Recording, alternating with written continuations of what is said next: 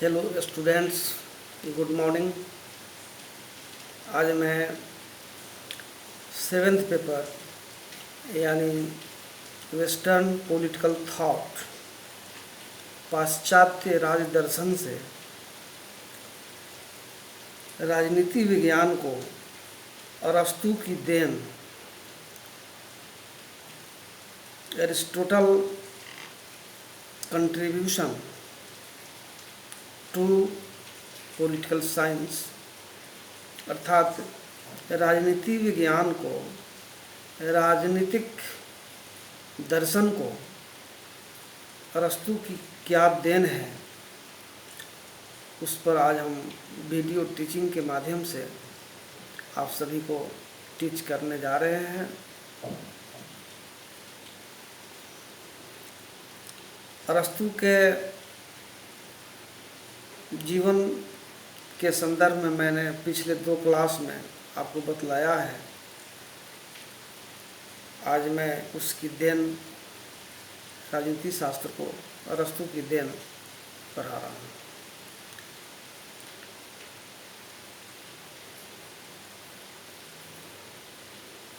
यूनानी तत्वों के साथ ही हमें अरस्तु के राजनीतिक दर्शन में कुछ ऐसे सिद्धांत भी मिलते हैं जिन्हें शाश्वत मूल्य के सिद्धांत कहा जा सकता है और जो आज भी उतने ही औचित्यपूर्ण प्रतीत होते हैं जितने कि उसके जीवन काल में थे।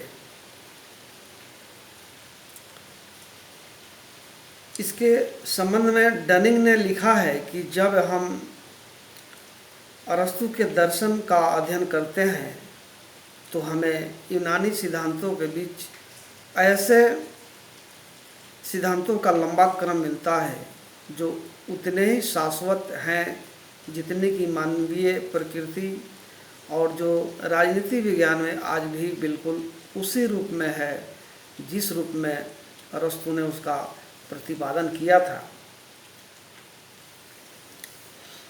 विश्वव्यापक महत्व के उसके विचार यह राजनीति विज्ञान को अरस्तु की देन इस प्रकार हैं।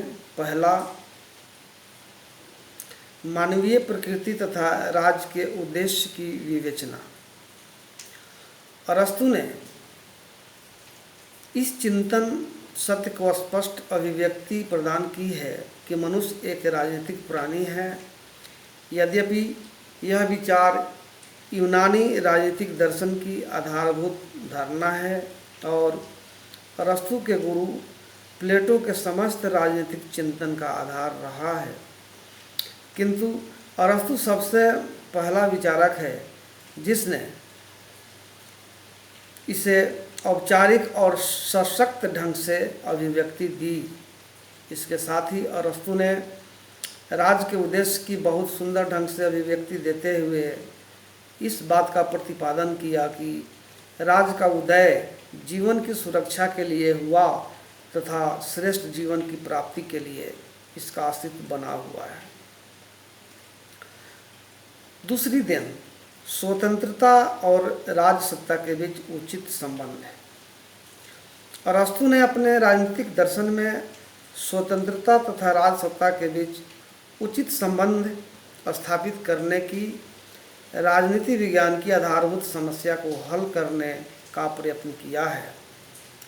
अरस्तु के पूर्व संभवतः किसी भी विचारक का ध्यान इस समस्या की ओर नहीं गया। अरस्तु स्वतंत्रता का अर्थ मनमाने ढंग से जीवन व्यतीत करना नहीं लेता, बल्कि उसके अनुसार कानून के पालन में ही स्वतंत्रता निहित है। उसके शब्द शाश्वत महत्व के हैं। संविधान की अधीनता में व्यतीत किया जाने वाला जीवन दासता का जीवन नहीं बल्कि उच्चतम कल्याण का जीवन है। दूसरी ओर वह कानून की प्रभुसत्ता का प्रतिपादन कर शासन की शक्ति को मर्यादित कर देता है और सर्वसाधारण को शासन के आचरण के औचित्य के संबंध में निर्णय करने का अधिकार प्रदान करता है। उसकी इस धारणा में स्वतंत्रता और राजसत्ता का सामंजस्य निहित है। तीसरी देन, विधि की सर्वोच्चता का प्रतिपादन। अरस्तु ने ही सर्वप्रथम विधि की सर्वोच्चता का प्रतिपादन किया। अरस्तु के आदर्श राज्य में दार्शनिक राजा जैसे किसी व्यक्ति को नहीं बल्कि विधि को सर्वोच्चता प्रदान की गई। उसके अनुसार व्यक्ति के शासन की तुलना में विधि का शासन श्रेयस्कर है, क्योंकि विधि ऐसा विवेक है जिस पर व्यक्ति की इच्छा का प्रभाव नहीं पड़ता।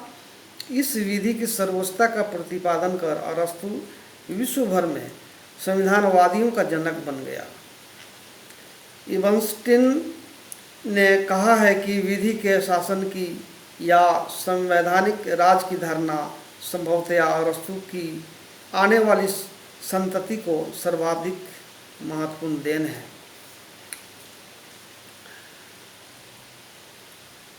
चौथी देन, लोकमत और परंपराओं की महत्ता का प्रतिपादन। अरस्तु ने शासन को मर्यादित रखने की आवश्यकता अनुभव करते हुए लोकमत और परंपराओं की महत्ता का जो प्रतिपादन किया वह अस्थायी रूप से मूल का तत्व है।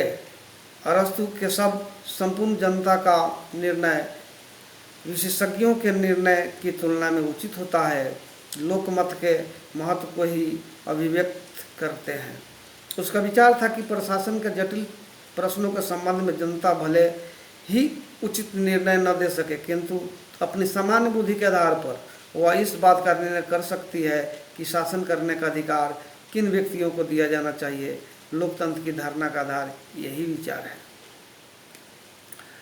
पांचवी देन, राजनीति पर आर्थिक परिस्थितियों के प्रभाव की विवेचना। अरस्तु के दर्शन का एक शाश्वत तत्व यह है कि उसने राजनीति और आर्थिक परिस्थितियों के पारस्परिक संबंध को मान्यता प्रदान की है। अरस्तु राजनीतिक संगठन और कार्यों पर आर्थिक शक्तियों के प्रभाव को बहुत अधिक महत्वपूर्ण मानता है।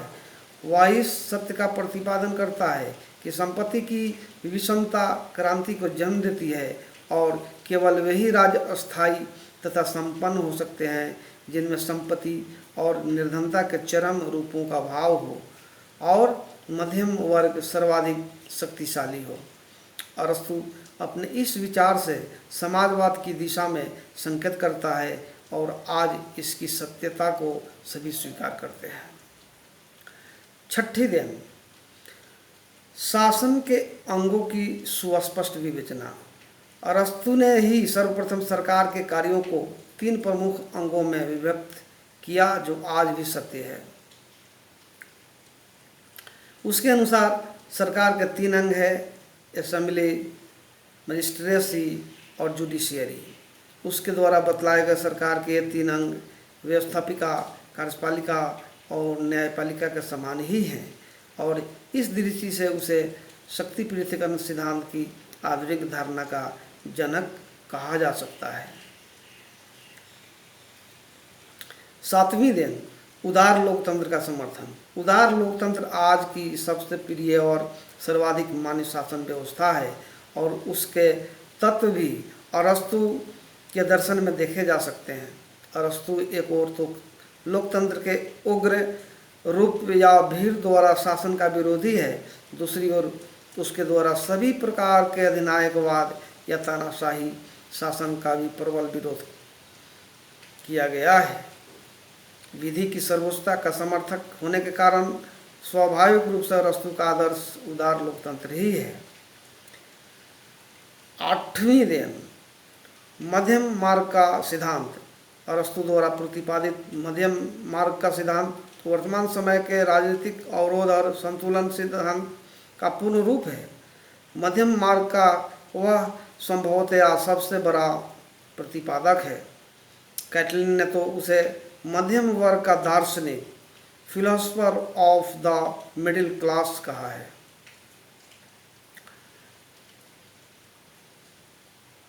प्रिय छात्रों, ऊपर जितने भी मैंने आपको अभी पढ़ाया है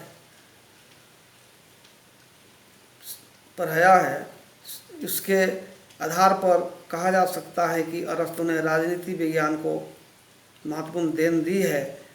मैक्सी ने भी सत्य रूप में ही अरस्तु को राजनीति शास्त्र का, राजनीति विज्ञान का विशद विवेचन करने वाला प्रथम वैज्ञानिक विचारक कहा है। अरस्तु की राजनीति विज्ञान को बहुत ही महत्वपूर्ण देन है जो मैंने आप सभी के समक्ष प्रस्तुत किया है। मैं आशा करता हूँ प्रिय छात्रों कि आप सभी मेरी इस वीडियो टीचिंग के माध्यम से आप लाभान्वित होंगे। फिर अगले क्लास में हम सभी एक साथ बैठकर पढ़ेंगे। तब तक धन्यवाद।